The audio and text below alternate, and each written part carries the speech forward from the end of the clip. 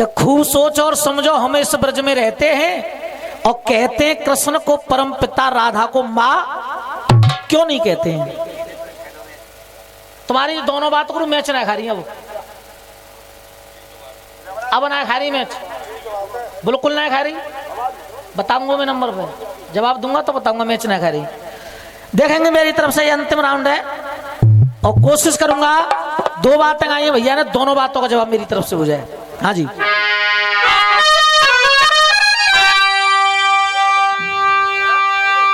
के देख रसिया है गए रस भरे, के देखे रसिया है गए और रस भरे, और कट गए इनके भेद।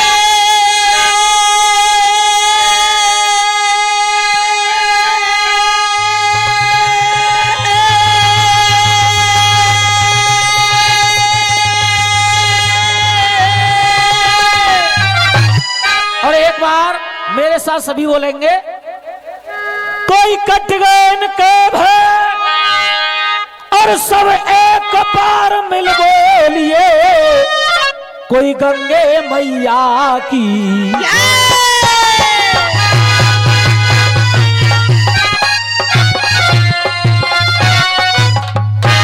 अरे बंसी ब्रज में और मधुरा बजैया और माखन लूटे लूटे देखिए, ओ मेरे श्याम सिदो सो आइयो, मेरे श्याम सिदो आइयो रे, श्याम सिदो आइयो।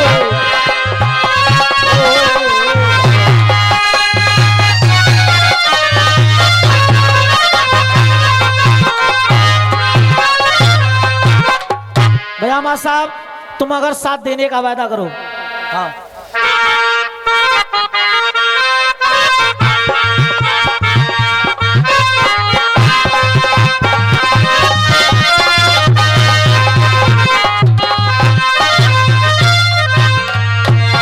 क्षमा करो, कल और किनारे खुलेगा तू बैठो।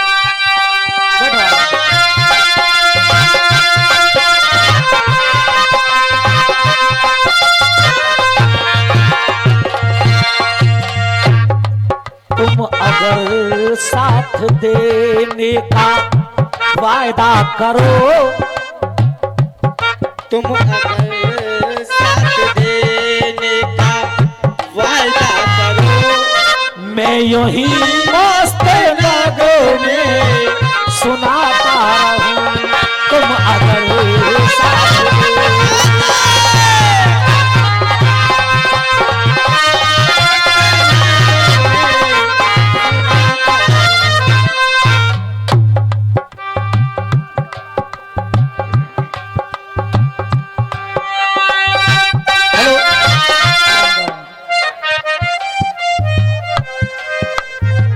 भैया, तुमने कहा आराम से बैठ जाओ, बड़ी कृपा होगी तुम्हारी।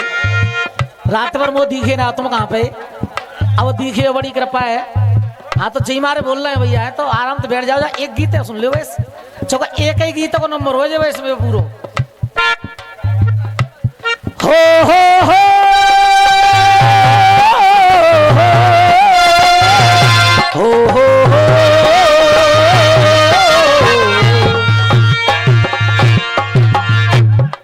हमारे भैया जी गीत गा रहे हैं उधर से।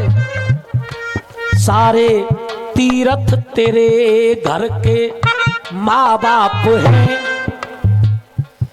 तो मथुरा काशी में जाने से क्या फायदा। और तेरी माँ के लिए एक और धोती नहीं, तो माँ पे चूंदर चढ़ाने से क्या फायदा। बहुत बढ़िया लाइन गा रहे हो भैया, बहुत अच्छी। एक बात और गाई भैया ने,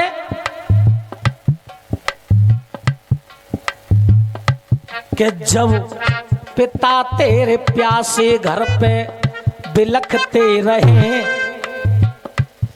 सारे तीर्थ तेरे घर का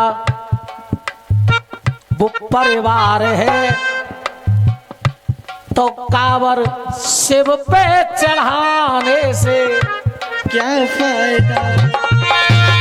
बहुत अच्छी पंक्तियां है। अब जो सवेरे अलीगढ़ ठाड़े होंगे प्रशासन गेट पे और जितने कावरिया जा रहे होंगे सब ने रोकेंगे, तुम्हें माँ बाप जिंदे की कावर मत ले जाओ, सबन पे प्रतिबंध लगाएंगे भैया जी। बहुत अच्छे बहुत अच्छे। सारे तीरथ तेरे घर के माँ बाप हैं, मथुरा काशी में जाने से क्या फायदा। मुकेश भैया केवल शब्दों पे गौर करो, आप बोलो ना।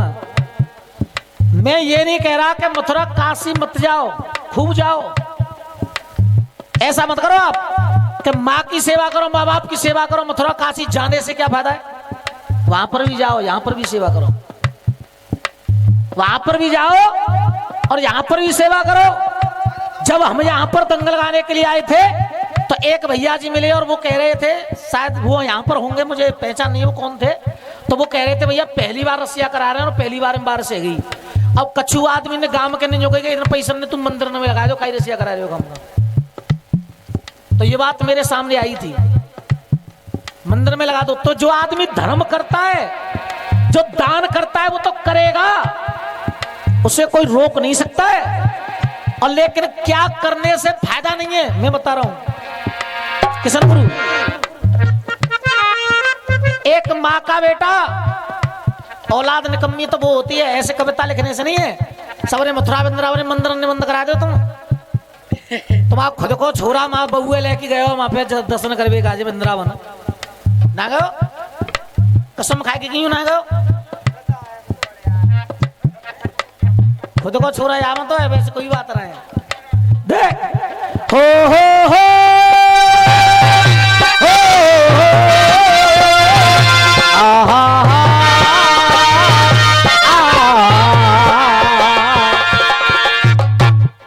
एक माँ ने अपने बच्चे को पाला पनासा बड़ा किया, मेहनत मजदूरी करके, भैया जी मेहनत मजदूरी करके बच्चे को बड़ा किया। औलाद कौन सी बिगड़ती है। और जब बच्चे को बड़ा किया तो वो बच्चा, उसकी नौकरी लगी बंबई और वो बंबई चला गया नौकरी करने के लिए। माँ हो गई बीमार, तब वो 10-20 हजार रुपए महीने अपनी माँ को भेज रहा है। किशन गुरु बात मत करो, 10-20 हजार रुपए महीने अपनी माँ को भेज रहा है। एक दिन माँ को मार गई फालेस, उसकी जवान तक काम नहीं कर रही है। उसने पड़ोसियों ने बेटे पर कॉल की कि तेरी माँ की हालत बहुत खराब है, तू आजा। तो उस बेटे ने कहा कि तुम एक मोहल्ला वाले हो, मेरी माँ का इलाज करा दो, पैसे में भेज दूंगा, मेरे पास समय नहीं है। तो मोहल्ले वालों ने कहा कि तेरी माँ की हालत बहुत ज्यादा खराब है और लगता है कि तेरी माँ का अंतिम समय है, तू आजा। तो मोहल्ले की शर्म की वजह से वो लड़का अपने गांव में आया और उसने अपनी माँ को देखा तो माँ के मुंह से आवाज तक नहीं निकल रही है। माँ केवल ऐसे करके हाथ कर रही है और कह रही है आ।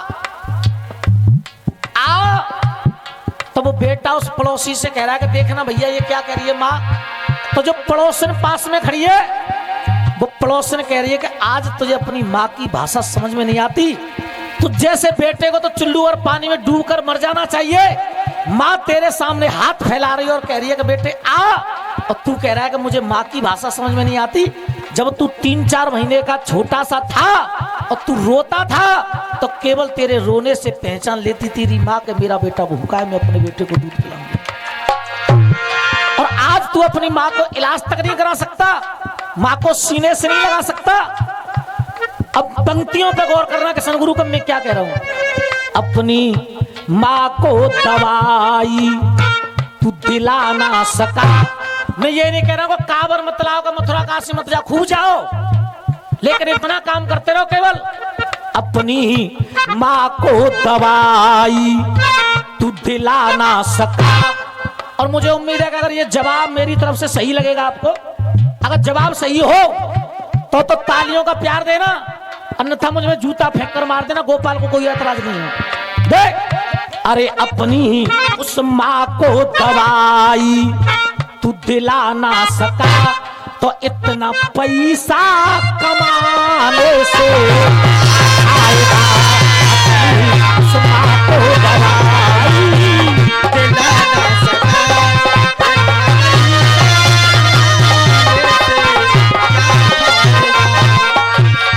मैं ये प्रतिबंध नहीं लगा रहा हूं कि आप मथुरा वृंदावन मत जाओ, खूब जाओ, मुझे कोई परेशानी नहीं है, काबल लाओ, कोई दिक्कत नहीं है। इन कर्मों को करो आप, ये भी करना बहुत जरूरी है। अपनी माँ को दवाई तू दिला ना सका तो ऐसा पैसा कमाने से क्या फायदा। मेरे देश के राक्षसों को तू मार ना सका। और मुझे उम्मीद है कि इस लाइन पर भी एक एक आदमी तालियां बजाएगा। देख के अपनी माँ को दवाई तू दिला ना सका तो ऐसा पैसा कमाने से क्या फायदा। अपने देश के राक्षसों को तू मार ना सका तो रावण का पुतला जलाने से।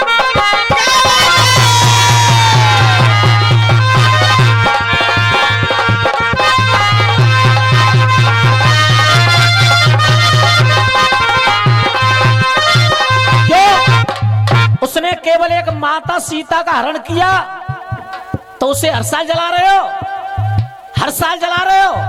और जिसने ना जाने कितनी कन्याओं के साथ में बलात्कार किया और आज जेल में भी बंद है। मुझे पता ना तुम्हें पता वो किन से डर के रह रहे हैं। और हे सरकार वालों, अरे वो आसाराम का तारो बाप लगे भाई फांसी चोराए, पुतला तो हर साल जल रहा है। कि अपने देश के राक्षसों को तू मार ना सका तो रावण का पुतला जलाने से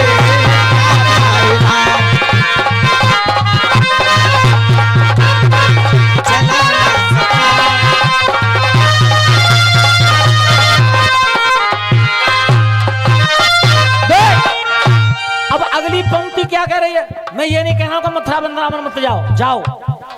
के पिता ने पाला तुझे आस बुढ़ापे की। पिता ने पाला तुझे आस बुढ़ापे की।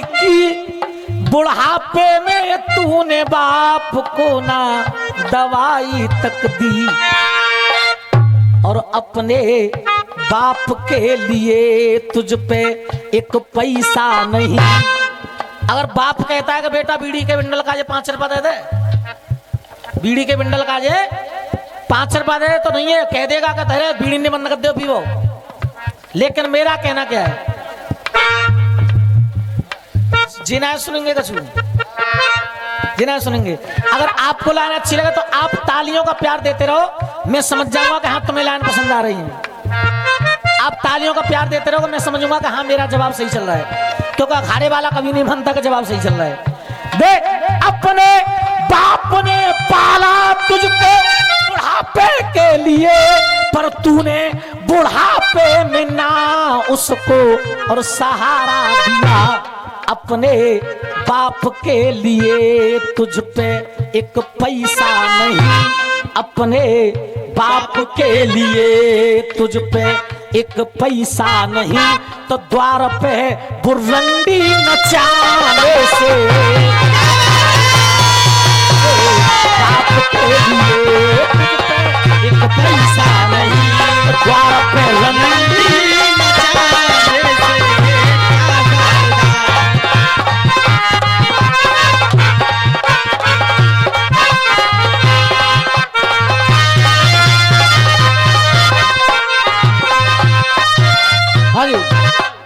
मैं ये तो नहीं कह रहा हूं कि मथुरा वृंदावन मत जाओ, मैं ये कह रहा हूं कि बाप के लिए तुझे पे एक पैसा नहीं है तो फिर द्वार पर रंडी नचाने से। जवाब सही चल रहा है गलत है भैया? अब अगला बंद मेरा क्या कह रहा है कि जिस भाई ने घर की बर्बादी करी और पैसा लेके जाने बहना की शादी करी, लड़के वाले से पैसे लेकर के और पैसा लेके जाने बहना की शादी करी और अपनी बहना की रक्षा तू कर ना सका, अपनी बहना की रक्षा तू कर ना सका, तो फिर ये राखी बांधवाने से कि अपनी के बहना की रक्षा तू कर ना सका, तो फिर ये राखी बांधवाने से क्या